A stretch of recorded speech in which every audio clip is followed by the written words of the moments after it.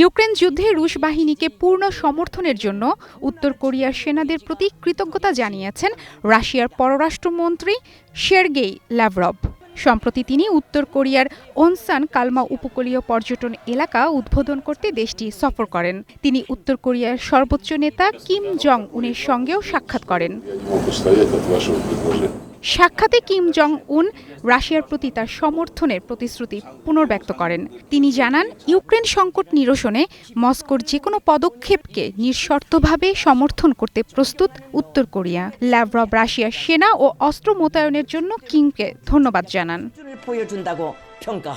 2022 সালের ফেব্রুয়ারিতে ইউক্রেন যুদ্ধ শুরুর পর রাশিয়া ও উত্তর কোরিয়ার মধ্যে ঘনিষ্ঠ সম্পর্ক গড়ে ওঠে। ওই বছর জুলাইয়ে উত্তর কোরিয়া দোনেৎস্ক এবং লুহান্সকে রাশিয়ার অংশ হিসেবে স্বীকৃতি দেয়। এই সিদ্ধান্তের ফলে ইউক্রেনের সঙ্গে উত্তর কোরিয়ার কূটনৈতিক সম্পর্ক সম্পূর্ণভাবে বিচ্ছিন্ন হয়। এর আগেও 2017 সালে উত্তর কোরিয়া ক্রিমিয়াকে রাশিয়ার অংশ হিসেবে আনুষ্ঠানিকভাবে স্বীকৃতি দেয়।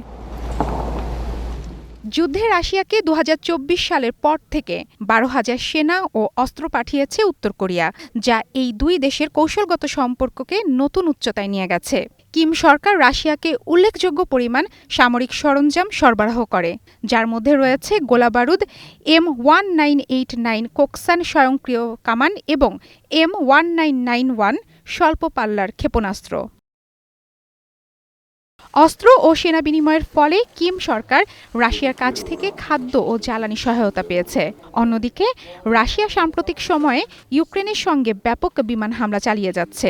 শুক্রবার এবং শনিবারের হামলায় 339টিরও বেশি ড্রোন এবং কয়েক ডজন ক্ষেপণাস্ত্র ব্যবহার করা হয়েছে।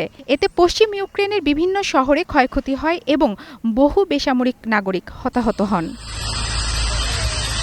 মারফুয়াতুন রুচি, স্টার নিউজ।